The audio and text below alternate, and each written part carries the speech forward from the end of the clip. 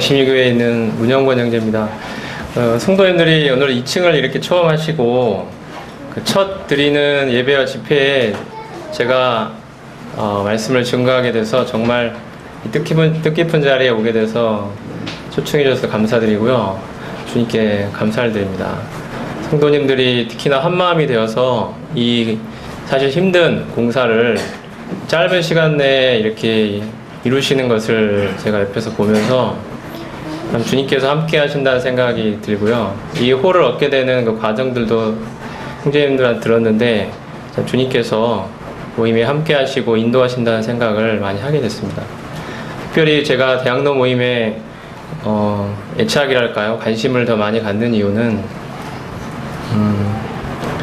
정말 이 시대에, 이 마지막 시대에 주님께서 주신 또한 사명이 있다고 생각이 되고, 무엇보다도 정말 주님과 하나가 되어서 주님과의 연합을 통하여 나는 죽고 주님이 내 안에 사시는 그런 삶에 많은 관심과 또 많은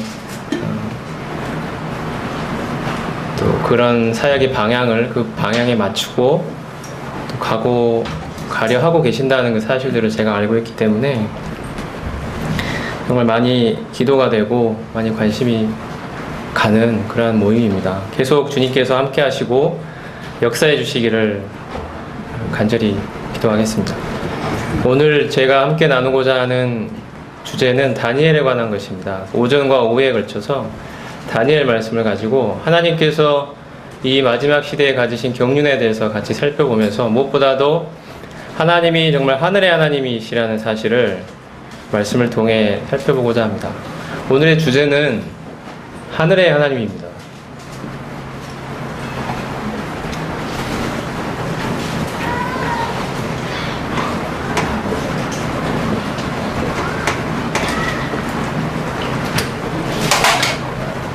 자, 같이 다니엘서를 펴주시겠습니까?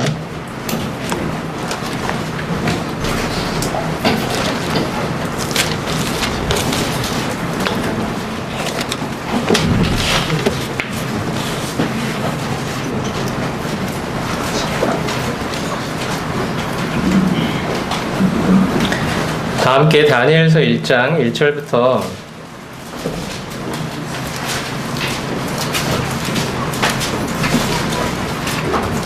1절부터 5절까지 말씀을 한번 읽어보면 좋겠습니다. 1절부터 5절인데요. 제가 1절을 읽고 여러분께서 2절을 읽으시는 그러한 방법으로 5절까지 함께 읽도록 하겠습니다. 제가 1절을 읽겠습니다. 그리고 제 성경이 현재 개역 한글판입니다. 개역 개정판을 갖고 계신 분들 약간 다를 수도 있으니까 염두에 두시고 들으시면 좋겠습니다. 1장 1절입니다.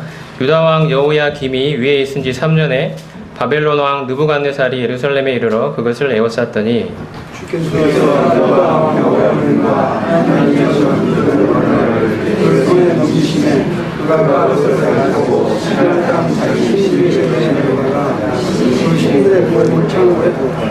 왕이 환관장 아스부나스에게 명하여 이스라엘 자손 중에서 왕족과 귀족의 몇 사람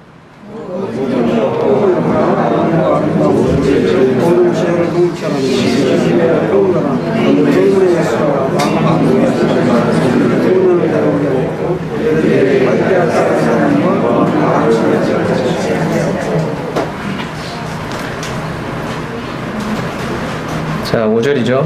또 왕이 지정하여 자기의 진미와 자기의 마시는 포도주에서 그들의 날마다 쓸 것을 주어 3년을 기르게 하였으니 이는 그 후에 그들로 왕의 앞에 모셔서게 하려 함이었더라. 네, 여기까지 하겠습니다. 현재 먼저 다니엘이라는 이름의 뜻은 하나님이 심판하신다, 하나님이 재판장이시다라는 뜻을 가지고 있습니다. 지금 현재 방금 읽었던 말씀의 배경은 유다의 멸망기에 관련된 것입니다. 현재 이스라엘은 우리가 잘 알듯이 이스라엘은 현재 이미 멸망을 했고요. BC 722년 아수르에 의해서 멸망을 했고 현재 유다만 남아있는 상태인데 유다도 지금 멸망기로 향하여 가고 있습니다. 현재 세계 정세는 그 아수르의 세력이 쇠퇴하고 신흥 바벨론 제국의 세력이 이렇게 올라오고 있는 그러한 단계에 있습니다.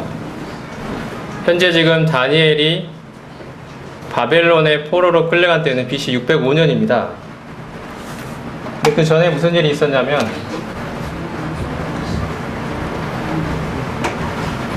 현재는 BC 605년입니다. 주전 609년에 무슨 일이 있었냐면 세계사 쪽으로 보면 오늘 이제 세계사 연관된 이야기들이 많이 나올 텐데요. 제1차 갈그미스 전투라 그래서 BC 612년에 아수르의 수도인 니느웨가 멸망을 합니다. 바벨론이 니느웨를 멸망을 시키고 바벨론의 세력이 점점점 확장이 되고 있습니다. 티그리스강, 유프라테스강을 따라서 바벨론 세력이 오늘날의 이라크 지역으로부터 출발해서 점점점 위로 터키 쪽을 향하여 밀어 올라오고 있는 상태입니다. 중간에 있던 아수르가 드디어 그 수도인 니느웨가 BC 612년 멸망을 당했습니다. 아수르가 도움이 급해가지고 애굽의 바로 느고에게 도움을 요청했습니다. 그래서 바로 느고가 BC 609년에 바벨론에 우리가 잘 아는 느부갓네살의 아버지인 나보폴라살이라는 왕과 갈그미스라는 지역에서 전투를 벌입니다. 이때가 BC 609년입니다. BC 609년에 바로 느고가 지금 애굽에서 또 올라와서 이스라엘을 거쳐서 갈그미스까지 가서 전투를 벌였는데요. 결과는 무승부였습니다. 그리고 바로 느고가 이제 내려오는 길에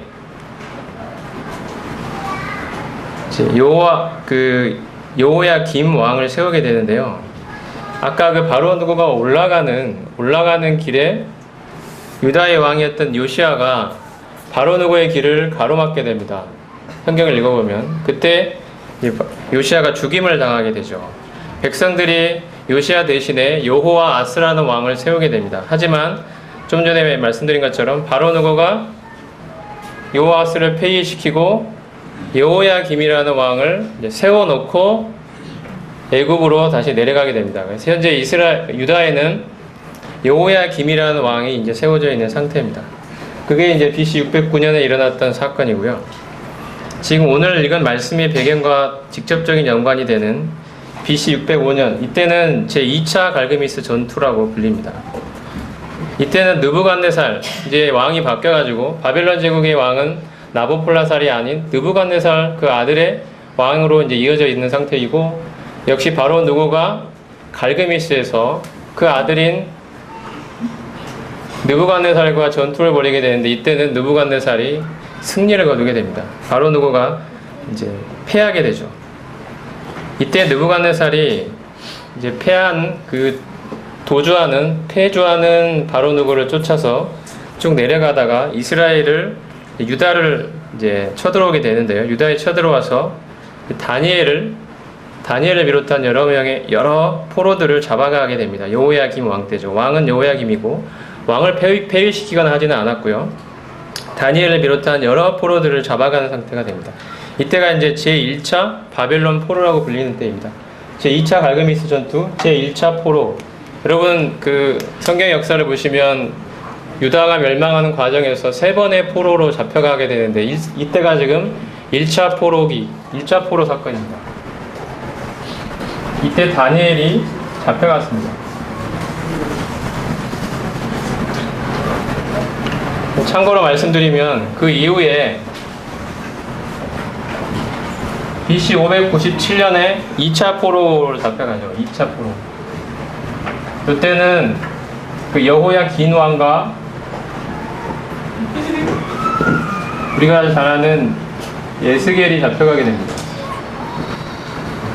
그리고 마지막 우리가 유다의 멸망이라고 할 수 있는 BC 586년에 3차 포로가 됩니다. 이때는 시드기야 왕, 유다의 마지막 왕이었던 시드기야 왕을 비롯하여 많은 백성들이 바벨론으로 포로로 끌려가는 이 바벨론 유수라고 불리는 그런 사건들입니다. 이때 이제 유다가 최종적으로 멸망을 당하게 되고 예루살렘 성이 완전히 함락을 당하게 되고 파괴가 되는 그런 상황이 벌어집니다. 지금 우리가 지금 살펴보고 있는 것은 첫 번째 1차 포로인 이 사건입니다. BC 605년 제2차 갈그미스 전투에 의해서 다니엘이 포로로 잡혀가는 그 상황입니다. 이때 다니엘이 나이가 몇 살쯤이었을까? 이제 학자들이 연구를 해본 결과 다니엘이 포로로 끌려갈 때 나이가 한 16살 정도 되었다고 알려져 있습니다. 다니엘의 나이 16살입니다.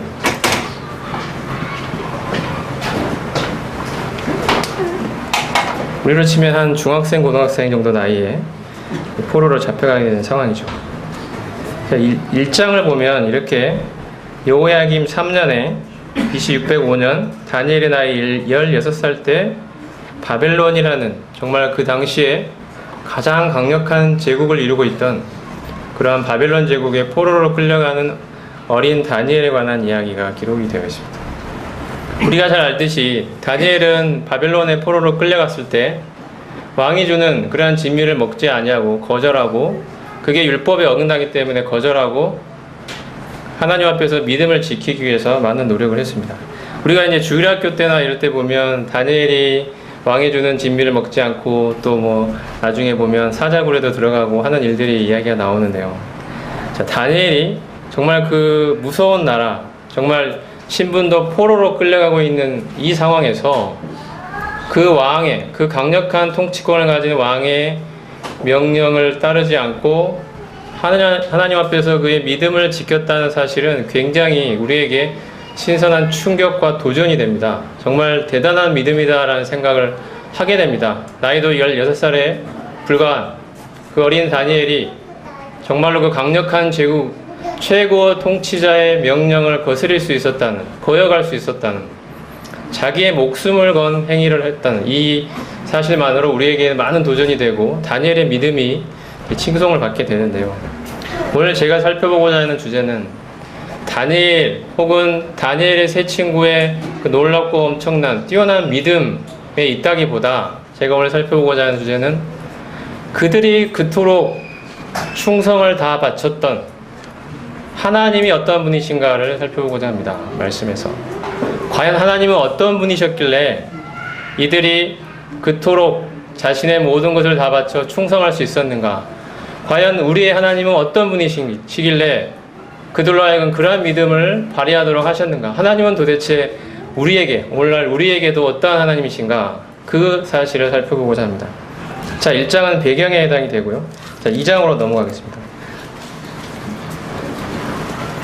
자, 2장을 보면은 신상, 자, 느부갓네살이 꿈을 꾸는데 신상에 관한 꿈을 꾸게 되죠. 그리고 갈대아 술사들을 불러서 내가 꾼 꿈을 맞춰라. 꿈을 알려주지 않습니다. 내가 꾼 꿈이 무엇인지부터 맞춰라. 그리고 그 꿈에 관한 해석을 나에게 알려달라는 굉장히 어떻게 보면 무리한 요구를 하게 됩니다. 꿈이 어떤 꿈인지를 알려주고 그 꿈에 관한 해석을 알려달라 해도 쉬운 일이 아닌데, 꿈을 알려주지 않은 상태로 내가 꾼 꿈이 무엇인지부터 맞히고 그 해석까지 알려달라는 것은 정말로 불가능한 일이죠. 왕이 그러한 엄청난 명령을 내리고 갈대아 술사들이 그걸 할 수가 없다는 이야기를 하니까 다들 잡아서 죽이라는 명령을 내리게 됩니다. 단 하나 이제 다니엘에 관한 이야기가 들려오죠. 다니엘에게 왕이 기회를 주게 됩니다. 그 이야기가 2장 앞부분에 있고요. 2장 14절부터 제가 한번 읽어보겠습니다. 2장 14절. 왕의 시위대장관 아리옥이 바벨론 박사들을 죽이러 나가매 다니엘이 명철하고 슬기로운 말로 왕의 장관 아리옥에게 물어 가로되 왕의 명령이 어찌 그리 급하뇨? 아리옥이 그 일을 다니엘에게 고하매 다니엘이 들어가서 왕께 고하기를 기한하여 주시면 왕에게 그 해석을 보여드리겠다 하니라. 이에 다니엘이 자기 집으로 돌아가서 그 동무 하나냐와 미사엘과 아사랴에게 그 일을 고하고 하늘에 계신 하나님이 이 은밀한 일에 대하여 긍휼히 여기사 자기 다니엘과 동무들이 바벨론의 다른 박사와 함께 죽임을 당치 않게 하시기를 그들로 구하게 하니라. 이에 이 은밀한 것이 밤에 이상으로 다니엘에게 나타나 보이매 다니엘이 하늘에 계신 하나님을 찬송하니라. 자, 이 보면 하늘에 계신 하나님이라는 표현이 2장 18절과 19절에 등장합니다. 굉장히 특징적인, 굉장히 특별한 표현입니다. 하늘에 계신 하나님. 우리는 하나님이 하늘에 계시기 때문에 당연한 이야기 아니냐라고 생각할 수 있지만 다니엘서에서, 이게 다니엘이 예언서, 선지서라는 사실을 염두에 두고 우리가 본다면 이 하늘에 계신 하나님이라는 표현은 굉장히 많은 것을 담고 있는 특별한 표현입니다. 하늘에 계신 하나님이라는 말이 여러 차례 앞으로 등장하게 되고요. 다니엘서의 주제와도 관련이 되어 있을 뿐 아니라 하나님께서 앞으로 펼치시는 경륜과 관련하여 하나님이 이 세상을 다스리시는 경영을 이해하는 데 굉장히 중요한 표현이 됩니다. 나중에 제가 조금 더 말씀을 드리겠습니다. 하늘에 계신 하나님, 이 하늘에 계신 하나님이 다니엘에게 꿈을 알려주시고 해석을 알려주셨습니다. 그 내용에 대해서는 조금 더 살펴보겠습니다만 20절에서 다니엘은 이렇게 표현합니다. 그 하나님에 대하여 어떻게 표현하냐면, 자, 다니엘이 말하여 가로되 영원 무궁히 하나님의 이름을 찬송할 것은 지혜와 권능이 그에게 있음이로다. 그는 때와 기한을 변하시며 왕들을 패하시고 왕들을 세우시며 지혜자에게 지혜를 주시고 지식자에게 총명을 주시는도다. 그는 깊고 엄밀한 일을 나타내시고 어두운 데 있는 것을 아시며 또 빛이 그와 함께 있도다. 나의 열조의 하나님이여, 주께서 이제 내게 지혜와 능력을 주시고 우리가 주께 구한 바 이를 내게 알게 하셨으니 내가 주께 감사하고 주를 찬양하나이다. 곧 주께서 왕의 그 일을 내게 보이셨나이다 하니라. 자, 이렇게 하나님을 찬양하고 나서 왕에게 가서 꿈과 해석을 나타내게 됩니다. 자, 다니엘서에서 나타내고 있는 그 하나님은 인간의 역사를 주관하시고 통치하시는 하나님이십니다. 역사의 주인 되신 하나님을 말하고 있습니다. 그리고 그 하나님이 다스리시는, 하나님이 이 땅에 세우시는 나라에 대한 이야기를 하고 있습니다. 과연 하나님은 어떤 분이냐, 이게 다니엘의 주제입니다. 다니엘과 그의 세 친구가 보인 믿음이 다니엘서의 주제가 아니라 하나님은 누구신가가 다니엘서의 주제입니다. 우리가 섬기는 그 하나님은 어떤 하나님이냐? 하늘에 계신 하나님이라는 것입니다. 하늘에 계신 하나님이라는 말이 담고 있는 뜻은, 우리가 이 세상을 살아가면서 우리가 보고 있는 이 세상에는 많은 통치자들이 있습니다. 세계 역사를 보고 우리나라 역사를 보고 지금 현재 우리나라가 돌아가는 것을 볼 때 많은 그동안 정말 세계를 호령했던, 강력한 권한을 행사했던 많은 통치자들이 있었습니다. 그들이 한때 세계를 주무럭거리고 평정했지만 또 시간이 지나면 언제 그랬냐는 듯이 그들의 권력은 몰락하고 또 새로운 통치자들이 일어나곤 했었죠. 그 일이 세계 역사를 통해 수없이 반복되어 왔습니다. 인간의 권력은 참 무상한 것입니다. 한때 정말 모든 사람을 벌벌 떨게 만들었던 강력한 통치권을 가졌던 그들도 시간이 지나면 죽임을 당하거나 폐위되거나 자기보다 강력한 권력에 의해서 또 다시 새로운 사람에게 자리를 내어줘야 하는, 그 권력의 무상함을 맛보아야 되는 그러한 일들이 수없이 반복되어 왔습니다. 그런데 여기서 말씀하고 있는 하나님은 그러한 모든 과정을 통치하시고 주관하시는 하나님이라는 뜻입니다. 인간 세상, 이 땅에서 펼쳐지는 많은 이 권력자의 부침들에도 불구하고 그 모든 것들을 주관하시고 인도하시고 다스리시는 분이 계시다. 그분은 하늘에 계신 하나님이다라는 것입니다. 지금 다니엘은 지금 그 시대에 가장 강력한 통치권을 행사하고 있었던, 가장 강력한 제국이었던 바벨론, 자기의 나라를, 자기의 조국을 무너뜨렸던, 집어삼켰던 그 무서운 나라 바벨론에 가서 그 통치자의 면전 앞에서 하늘에 계신 하나님, 내가 섬기는 하나님이 바로 당신을 세우실 수도 있고 당신을 낮추실 수도 있는 하나님이시다. 너는 이 땅에서의 최고의 통치자일 수는 있지만 내가 섬기는 하나님은 하늘의 하나님이시다. 하늘에 계신 분이시다. 그분이 진정한 왕이시다. 라고 선언하고 있는 것입니다. 그 사실을 이제 바벨론의 통치자들에게 하나님께서는 다니엘을 통하여 나타내고 계십니다. 이 우주의, 이 세상의 진정한 통치자가 누구냐? 누가 이 세상의 주인이신가? 바로 그분은 우리가 섬기는 하늘에 계신 하나님이라는 사실을 말하고 있습니다. 다니엘에서의 스케일은 굉장히 큽니다. 단지 유다만을 다루고 있는 것이 아니라 세계사 전체를 통괄하고 있습니다. 하나님이 이스라엘을 중심으로 하여 이 세계사를 어떻게 하나님의 경륜과 경영 가운데서 펼쳐나가시는가, 역사의 주인으로 하나님이 일해 가시는가를 다니엘을 통하여 나타내 보이십니다. 이제 지금 그 첫 사건이 다니엘 2장에 지금 나타나 있습니다. 하나님이 느부갓네살에게 꿈을 주시고 그 꿈에 관한 해석을 다니엘을 통하여 이제 알려주십니다.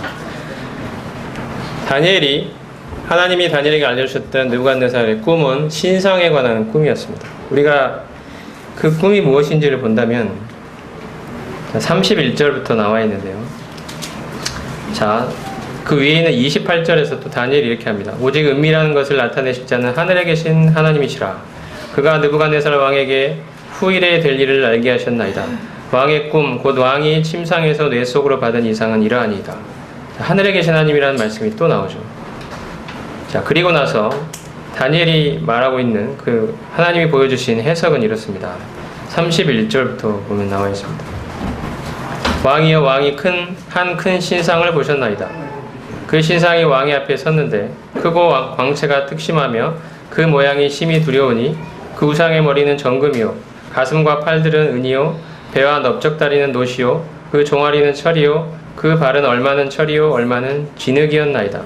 또 왕이 보신즉 사람의 손으로 하지 아니하고 뜨인 돌이 신상의 철과 진흙에 발을 쳐서 부서뜨리매 때의 철과 진흙과 녹과 은과 금이 다 부서져 여름 타작마당에 겨같이 되어 바람에 불려간 곳이 없었고 우상을 친 돌은 태산을 이루어 온 세계에 가득하였나이다. 그 꿈이 일어난즉 내가 이제 그 해석을 왕 앞에 진술하리이다. 왕이여, 왕은 열왕의 왕이시라. 하늘의 하나님이 나라와 번세와 능력과 영광을 왕에게 주셨고. 자, 이렇게 시작을 하는데요. 하나님이 다니엘에게 보여주신, 다니엘이 본 그 해석은 그것입니다. 신상이 있었고요. 신상의 머리는 정금이었고 가슴과 팔은 은이었으며 배와 넓적다리는 놋, 종아리는 철, 그리고 발은 철과 진흙이 섞여 있는 그러한 신상이었습니다. 나중에 해석을 보면 우리가 알 수 있지만, 자, 정금으로 된 머리는 현재 다니엘을 잡아간 이 바벨론 제국을 나타냅니다. 이 바벨론 제국의 현재 가장 강력한 왕이었던 느부갓네살에게 하나님께서 이제 해석을 보여주십니다. 그리고 그 다음에 가슴과 팔, 은으로 되어 있는 이 부분은 메데 바사 제국입니다. 우리가 흔히 페르시아 제국으로 알려있는 이 메데 바사 제국이고요. 그 다음에 있는 놋으로 된 배와 넓적다리 부분은 헬라 제국입니다. 헬라 제국. 알렉산더에 의해서 시작된 헬라 제국이고요. 그 다음에 철로 된 부분, 이 종아리 부분은 로마 제국을 나타냅니다. 로마 제국. 그리고 마지막에 철과 진흙이 섞여 있는 이 로마 제국의 연장이라고 할 수 있으면서도 로마 제국과는 조금 다른 이 발 부분은 앞으로 다시 재건될 로마 제국을 나타냅니다. 아직 우리 눈앞에 나타나 보이지 않았지만 앞으로 나타날 제국입니다. 그것은 로마 제국의 뒤를 이을 제국이 될 것입니다. 나중에 보겠습니다만 열 뿔이라는 이 열 나라의 연합체 형태로 되어 있고요. 거기서 한 작은 뿔이 나타나서 그 열 뿔들을 통치하고 다스리는 형태로, 그게 바로 요한계시록의 짐승이라는 모습으로 나타나 있는 그 작은 뿔. 어떤 분들은 그 존재가 적그리스도가 될 것이다 라고도 말하는 그 요한계시록의 짐승에 관한 것입니다. 그 제국은 아직 우리 앞에 나타나 있지 않습니다. 그래서 하나님의 경륜 가운데 그 제국이 우리 앞에 앞으로 곧 나타날 것입니다.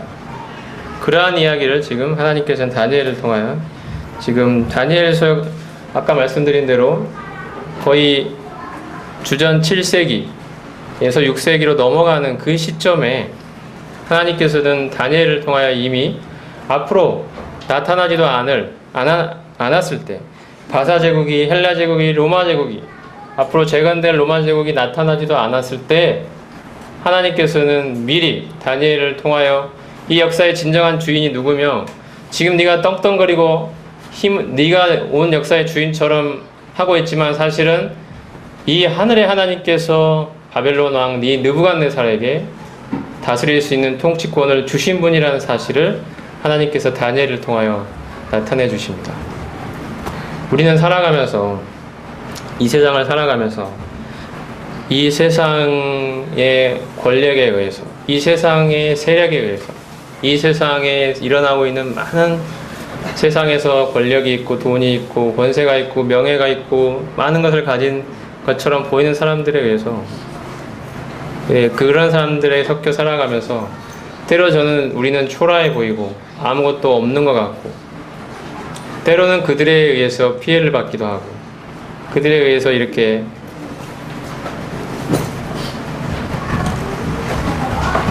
여러 가지 것들을 우리가 몸으로 느껴가면서 우리 스스로가 굉장히 초라해 보이고 힘들게 느껴질 때가 있습니다. 이 세상에서 벌어지고 있는 많은 일들이 우리를 힘들게 하고 개인적인 것이든 주변에 일어나는 일인 것이든 여러 가지 나의 또 사업이나 내 직장에서의 일이나 가정에서의 일이나 자녀들을 키우면서 일이나 여러 가지 건강 문제 또 경제적인 문제 또 인간관계의 문제 많은 어려움들 속에서 이 세상에 그 수없이 많은 파도들을 지나가게 됩니다. 정말 우리에게 그러한 과정 속에 있는 우리에게 정말로 힘이 되는 것은 정말 내가 섬기는 그 하나님은 이 모든 것을 주관하시는 진정한 주인이시라는 것입니다. 그분이 왕이시라는 것입니다. 성경이 증거하고 있는 가장 핵심적인 사상 중에 하나는 바로 하나님이 왕이시라는 것입니다. 창세기 처음부터 요한계시록 마지막까지 증거하고 있는 가장 주된 메시지 중에 하나는 바로 하나님이 왕이시며 하나님의 나라는 영원하다는 것입니다. 이것이 우리에게 정말로 힘이 될 수 있기를 원합니다. 이 사실이 정말 우리에게 소망이 될 수 있기를 원합니다. 하늘의 하나님이라는 표현은 그것입니다. 이 역사를 주관하시는 분이 과연 누구시냐? 크고 작은 역사, 나의 가장 주변에서의 역사부터 비롯하여 모든 이 세계사 전체에 이르기까지 진정한 왕이 누구신가? 그 하나님을 내가 섬기고 있고 그 하나님의 자녀가 되었으며 그 하나님께 붙들림 받은 인생이다. 우리는 하나님의 거대한 경륜 속에 있는 작은 부분 집합입니다. 나의 인생은 하나님이 펼쳐가시는 그 큰 경륜 속에서 돌아가고 있는 작은 수레바퀴입니다. 하나님은 그 경륜을 이뤄가시는 과정 가운데 하나님의 놀라운 계획 속에서 우리를 불러주셨고 우리의 삶을 지금도 인도하고 가고 계십니다. 아주 세미한 부분에 이르기까지 하나님의 경영하시는 큰 경륜 속에서 내 삶이 움직여가고 있는 것입니다. 우리는 때로 이 거대한 큰 전망을 잃어버리고 내 앞에 당장 닥쳐있는 어려움으로 인해서 마음이 위축이 되고 낙심이 되는 경우가 참 많은 것 같습니다. 하지만 우리가 이제 눈을 들어 이 땅에서의 사건들로부터 눈을 들어 하늘의 하나님을 바라보시기 바랍니다. 하늘에 계신 하나님, 그 하나님은 우리에게 어떤 분이신가? 그분이야말로 권세와 능력과 존귀와 위엄을 가지신 분 아닙니까? 그분이 진정한 주인 아니십니까? 그 하나님을 우리가 섬기고 있습니다. 그 하나님이 우리의 하나님이십니다. 바로 다른 누구의 하나님도 아닌 나의 하나님이 되십니다. 다니엘이 그 어렵고 힘든 그 위축될 수밖에 없는 그 포로 생활 속에서 붙들었던 하나님, 우리는 지금 이방의 속국으로 지금 멸망당한 이 포로 신세로 와 있지만 우리가 섬기는 이 하나님이야말로 우리를 잡아삼킨 이 바벨론을 통치하고 계시는 진정한 왕이시다. 그리고 그 하나님께서 우리의 삶을 주관하고 계시다. 그리고 하나님께서 앞으로 펼쳐갈 경륜이 정말 우리가 이해할 수 없지만 그 하나님이 주인이 되셔서 하나님의 경륜을 반드시 펼쳐나가실 것이라는 것을, 그것을 이루어 가실 분이라는 사실을 다니엘을 통하여 지금 나타내 보이고 계십니다.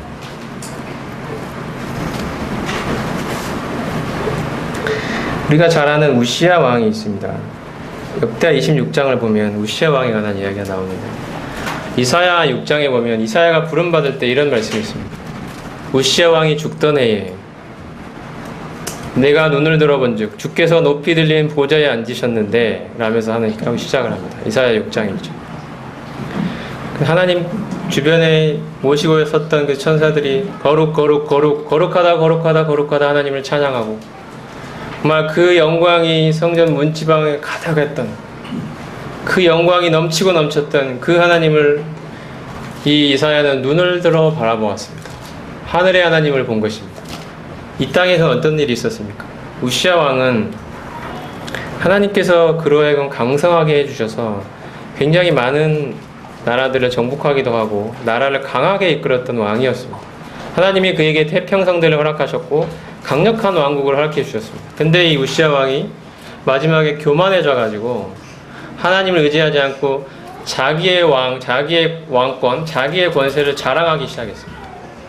하나님이 그에게 주셨는데도 주신 하나님께 영광을 돌리지 않고 자기가 의기양양 득세한 것입니다.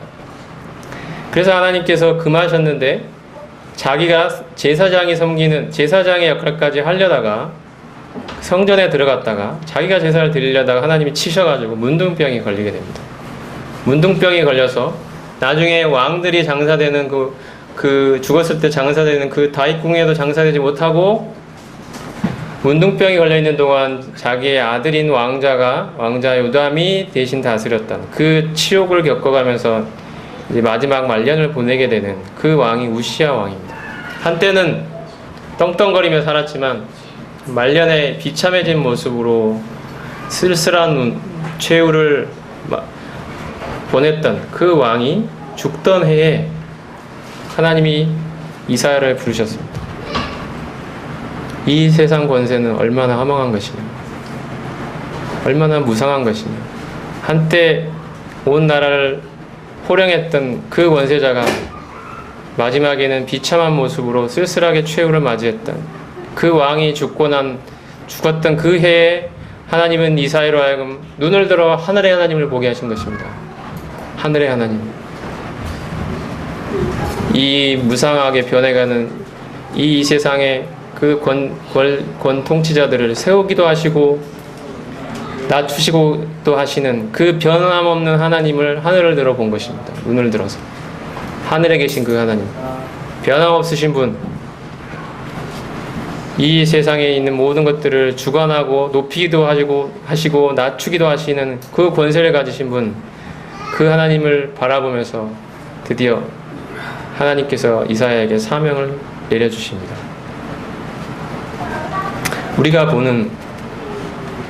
우리가 쳐다보는 것은 바로 하늘의 하나님이어야 됩니다. 우리가 괴롭고 힘들고 낙심되고 포기하고 싶고 주저앉고 싶고 마음속에 그런 고민과 갈등이 있을 때 잠시 하나님 앞에 나와서 우리의 마음을 내려놓고 하늘의 하나님을 바라보십시오. 그 변함없으신 분을, 진정한 통치자인 그분을 바라보십시오. 그분 앞에 마음을 내려놓고 하나님 앞에 내 마음을 내려놓고 그 하나님을 의지하시기 바랍니다. 시편 기자는 하늘에는 해서 내가 의지할 분인 하나님밖에 없다고, 이 땅에서는 내가 누구를 의지하리오, 이 땅에서도 하나님밖에 없다고, 내가 의지할 분은 오직 하늘의 하나님이라고 고백을 했습니다. 그 하늘의 하나님께서 이 땅에 세우시는 왕국이 바로 하늘의 왕국입니다. 자, 다시 다니엘로 오셔가지고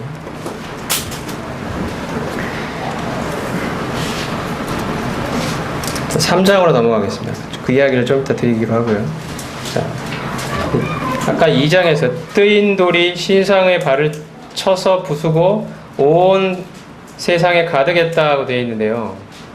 그 모습이 바로 하늘의 왕국입니다. 하늘의 왕국. 메시아 왕국이라고 할 수 있는 이 하늘의 왕국. 그 하나님께서 직접 왕이 되어서 통치하시는 이 땅을 세우시는 왕국.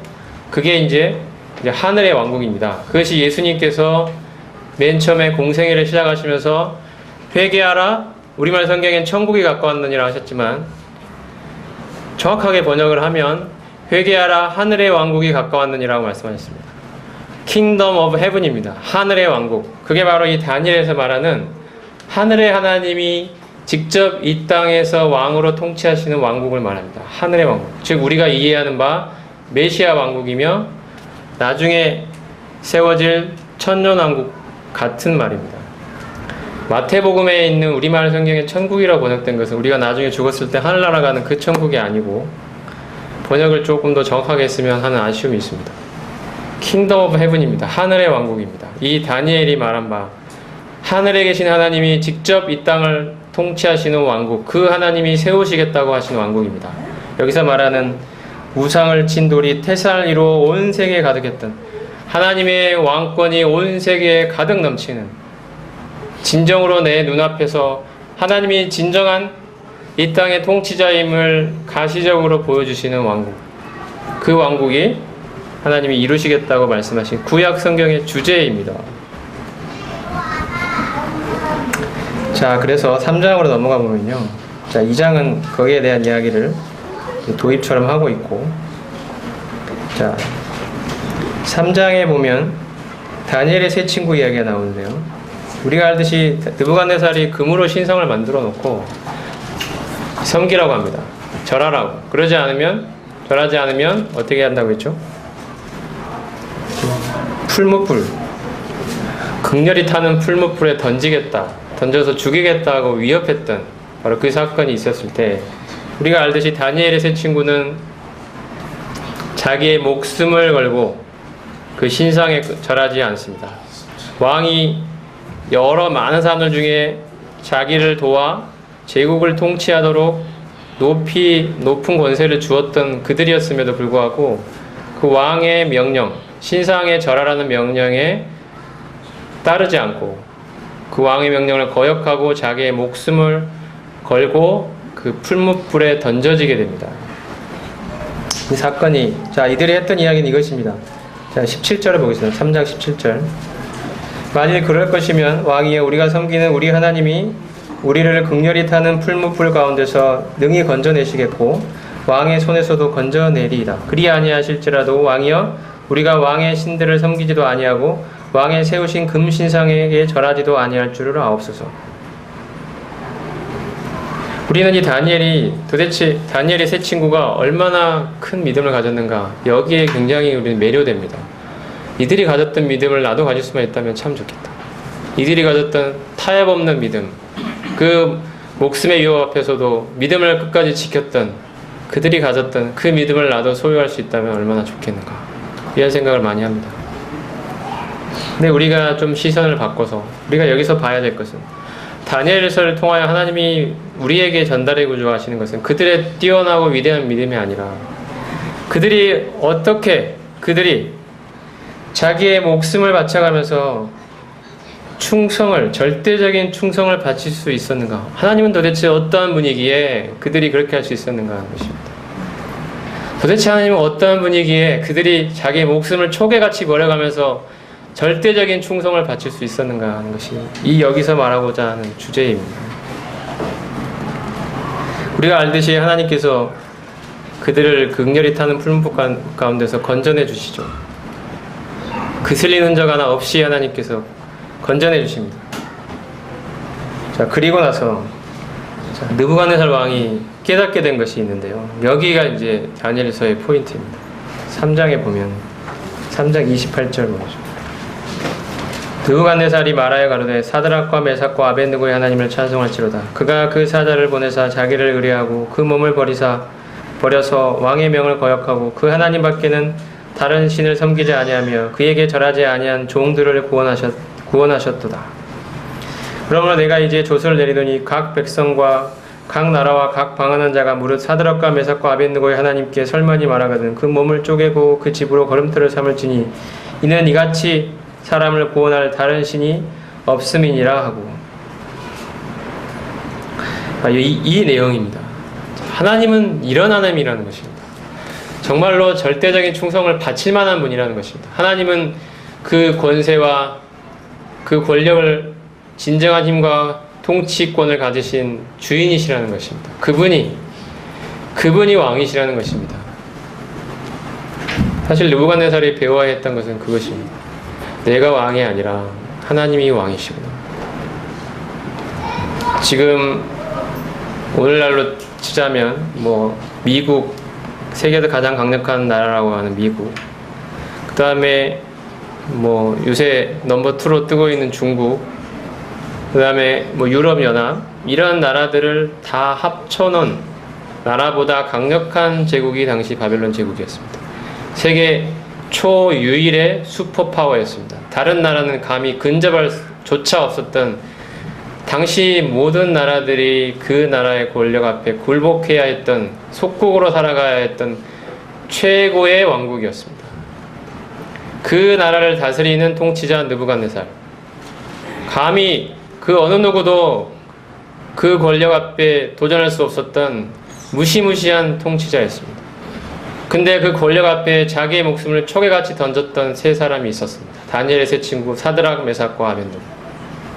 마치 그 권력을 비웃기라도 하듯 하나님이야말로 당신보다 더 뛰어난, 더 훨씬 더 당신을 초월해 계시는 진정한 왕이심을 자기의 삶을 다하여, 목숨을 다하여 자기의 삶으로 보여주고 입증했던 사람들이 있었던 것입니다. 그들이 뛰어난 믿음이 포인트가 아니라 그들이 그렇게까지 자기의 절대적인 충성을 바쳤던 그 하나님이 얼마나 위대한 분이시냐가 여기서의 주제입니다. 우리 하나님은 그런 하나님이십니다. 우리는 자부심을 느껴도 좋습니다. 이 하나님이 우리의 하나님이십니다. 우리는 결코 초라한 존재들이 아닙니다. 온 역사, 인류의 역사를 주관하시는 분, 진정한 이 땅의 통치자, 그 하나님이 우리의 하나님이신 것입니다. 그 하나님이 지금도 자신의 계획을 지금 교회를 통하여 펼치고 계십니다. 그리고 우리는 그 계획, 그 하나님이 펼쳐가시는 경륜 가운데 하나, 부분 집합으로 그 경륜 가운데 우리를 포함시켜 주셨습니다.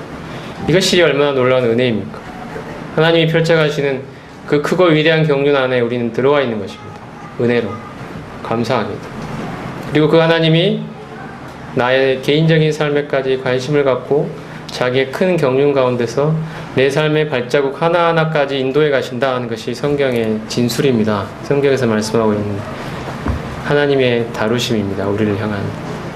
그러므로 내 삶에 일어나고 있는 정말 작은 일들의 하나하나에 너무 연연하지 마십시오.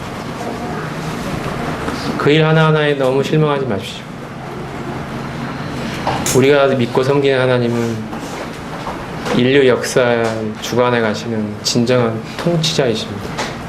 그분이 내 삶을 지금 움직여가고 계신 것입니다. 그 거대한 수레바퀴 안으로 우리를 넣어주신 것입니다. 하나님이 굴려가시는, 움직여가시는 그 거대한 역사의 수레바퀴 안에, 그 경륜의 수레바퀴 안에 나라는 작은 바퀴가 들어가 있습니다. 우리의 삶도 그 안에 포함되어 지금 굴러가고 있습니다. 하나님이 주권자이십니다. 하나님이 왕이십니다. 내가 왕이 아닙니다. 내가 내 인생의 주인이 아닙니다. 하나님께서 주인이십니다. 다니엘서가 증거하고 있는 것은 그것입니다. 왕이 누구냐? 진정한 왕이 누구냐? 그 왕이 하나님이라는 것입니다. 하늘에 계신 하나님.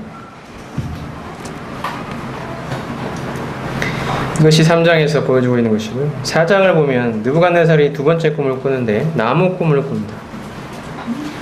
나무 꿈을 꿔서 거기에 보면 여러 가지 재미있는 이야기들이 많이 있습니다만, 자, 이 꿈대로 어떤 일이 벌어지냐면, 자, 4장 25절에 보면 왕이 사람에게서 쫓겨나서 들짐승과 함께 거하며 소처럼 풀을 먹으며 하늘 이슬에 젖을 것이요 이와 같이 7대를 지낼 것이라. 그때 지극히 높으신 자가 인간 나라를 다스리시며 자기의 뜻대로 그것을 누구에게든지 주시는 줄을 아시리이다. 또 그들이 그 나무 뿌리에 그루터기를 남겨두라 하였은즉 하나님이 다스리는 줄을 왕이 깨달은 후에야 왕의 나라가 견고하리이다. 자, 다니엘서의 주제가 또한 명백하게 나타나 있습니다.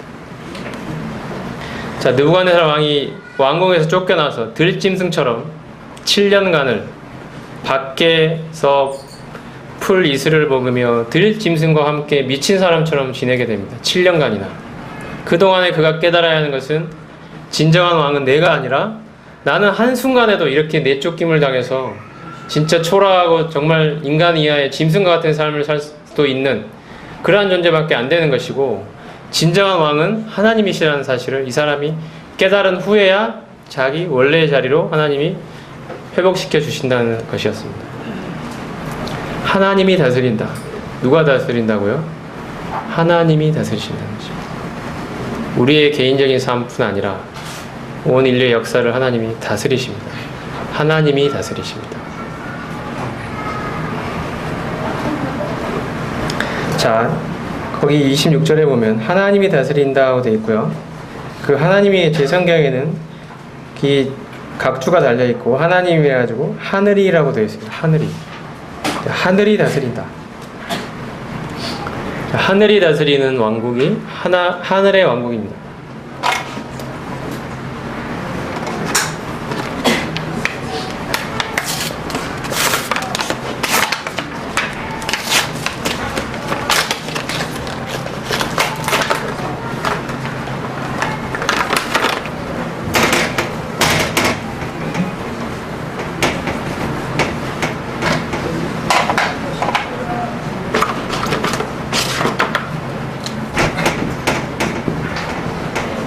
이제 1시까지 하면 됩니다.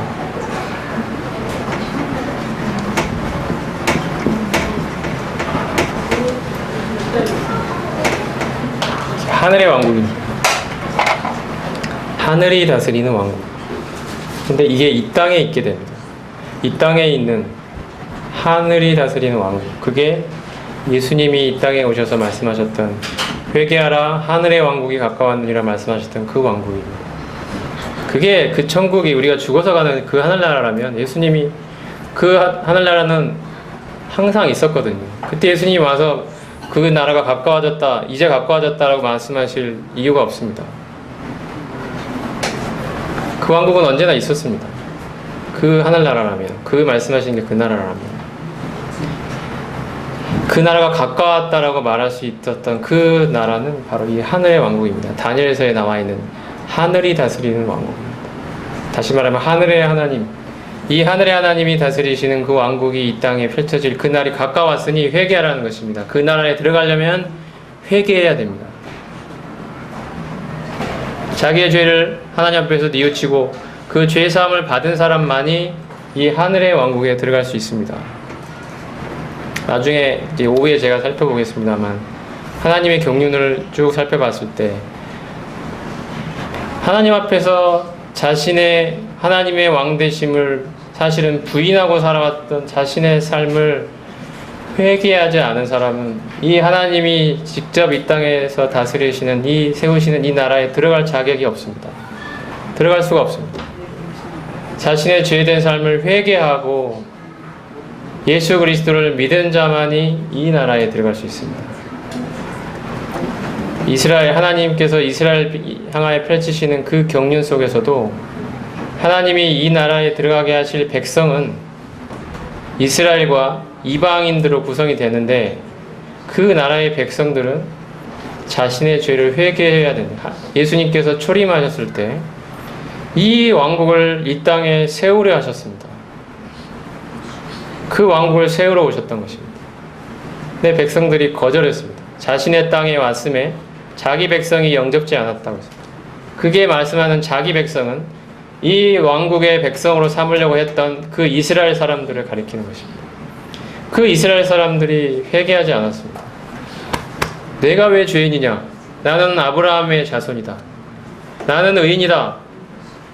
내가 왜 회개해야 되느냐? 예수님의 메시지를 거부했습니다. 바리새인들이 특별히 대표적이었죠. 예수님은 모든 사람이 다 죄인이라고 말씀하셨습니다. 이 나라에 들어가려면 회개해야 된다고, 거듭나야 된다고 말씀하셨습니다. 니고데모에게는 거듭나야 한다고 말씀하셨습니다. 그게 다 에스겔에 나와 있습니다. 물과 성령으로 거듭나지 아니하면 하나님이 이 땅에 세우시는 그 메시아 왕국에 들어갈 수 없다는 것입니다. 이게 그 하늘의 왕국에 관한 이야기의 시작이 여기 다니엘에서부터 시작이 됩니다. 그 개념이. 오후에 좀 더 살펴보겠습니다만 이 4장에서는 바로 하늘이 다스린다. 하늘의 하나님께서 다스리시는 왕국이 있다는 것이고요. 자, 하나만 더 보겠습니다. 그 다음에는 순서적으로 보면 5장입니다만 시간으로 가면 7장으로 넘어가게 됩니다. 7장. 자, 아까 4장은 다니엘이 나이가 51세 때의 이야기입니다. 7장은 다니엘의 나이가 68세 때 이야기인데 왕이 벨사살 왕으로 바뀌어 있습니다. 느부갓네살은 죽었고요. 이제 벨사살 왕으로 바뀌어 있는데 7장에 보면 바벨론 왕 벨사살 원년에 다니엘이 꿈을 꿨다고 되어 있고 거기에 받은 이상이 네 짐승에 관한 이상입니다. 자, 여기에 네 짐승은 사자, 곰, 표범, 그리고 짐승이라고 되어 있는데요. 우리가 알고 있듯이 사자는 바벨론, 곰은 메데바사, 표범은 헬라 제국, 짐승은 로마 제국을 가리킵니다. 그게 4절부터 8절까지 나와 있고요. 특히 8절에 보면 10뿔이 있는데 그 뿔을 유심히 보고 있다가 다른 작은 뿔이 그 사이에서 나는 것을 보았다고 되어 있습니다. 먼저 뿔 중에 셋이 그 앞에 뿌리까지 뽑혔다. 이 작은 뿔에는 사람의 눈 같은 눈이 있고 또 입이 있어 큰 말을 하였다. 이렇게 되어 있는데 자, 오늘 여기까지, 아침에 여기까지 하겠습니다. 이 작은 뿔은 요한계시록에 나와 있는 짐승을 가리킵니다. 이 다니엘 7장의 마지막 왕국, 이 로마의 뒤를 이은 바로 그 재건될 로마 제국의 최고 통치자, 요한계시록의 짐승으로 되어 나타나 있는 이 통치자, 어떤 분들은 이분을 적그리스도라고도 표현하는 바로 그 존재가 지금 나타나 있는데요. 예언이 되어 있습니다. 자, 다니엘서 7장에 나타나 있는 이 작은 뿔, 이 계시록에는 짐승으로 되어 있는 것과 비교를 해볼 수 있습니다. 자, 다니엘서 7장에는 바다에서 나왔다고 되어 있죠. 이 작은 뿔이 7장 3절에 보면 짐승이 바다에서 나왔다고 되어 있습니다. 요한계시록 13장에도 보면 짐승이 바다에서 올라왔다고 되어 있고요. 자, 다니엘서 7장 7절에 보면 10뿔이 있습니다. 이 마지막 네 번째 짐승에게는 10뿔이 있죠. 맨 마지막에 또 10뿔이 있으므로, 요한계시록에도 보면, 요한계시록 13장에 보면 10뿔과 7머리가 있다고 되어 있습니다. 좀 더 자세히 나와 있습니다. 10뿔이 있고요. 7장 3절에 보면 10뿔 가운데 작은 뿔이 있어서 하고 나오는 것을 볼 수가 있습니다.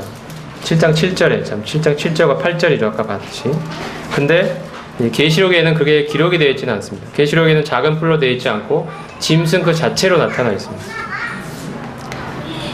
그리고 7장 8절에 보면 작은 뿔이 큰 말을 했다고 되어 있는데요.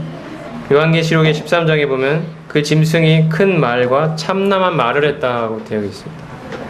그리고 7장 25절에 보면 이 작은 뿔이 하나님을 대적하는 말을 한다고 되어 있고요.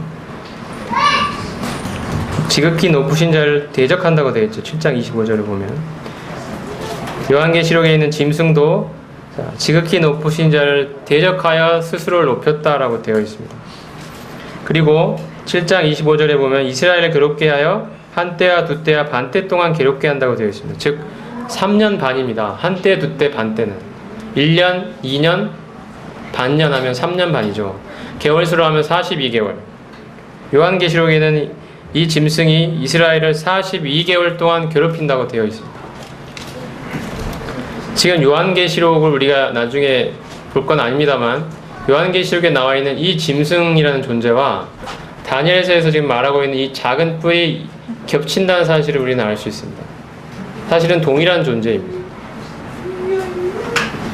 하나님이 이 시대의 마지막으로 펼쳐가시는 경륜 중에 하나의 중요한 대목이 바로 이 하나님의 통치권에 저항하고 반역하는 그 세력이 마지막 시대에 등장하는데, 그게 이 작은 뿔로 형상화되어 있고 요한계시록에는 짐승으로 묘사되어 있는 존재가 나타날 거다.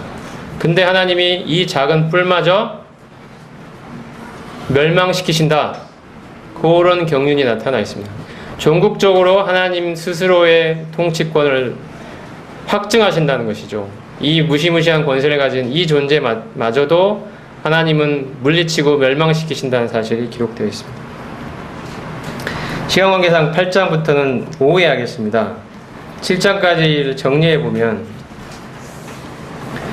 하나님께서 이 다니엘을 통하여 이 적국에 들어가 있는 당시에 가장 강력한 통치권을 가지고 있던 이 무시무시한 힘을 가진 이 바벨론 제국, 그 바벨론 제국을 통치하고 있는 유일 권력인 이 느부갓네살 왕, 그 앞에서 다니엘의 세 친구는 자신의 목숨을 걸었습니다. 초계와 같이 하나님을 향하여 자기의 절대적인 충성과 지조를 바쳤습니다.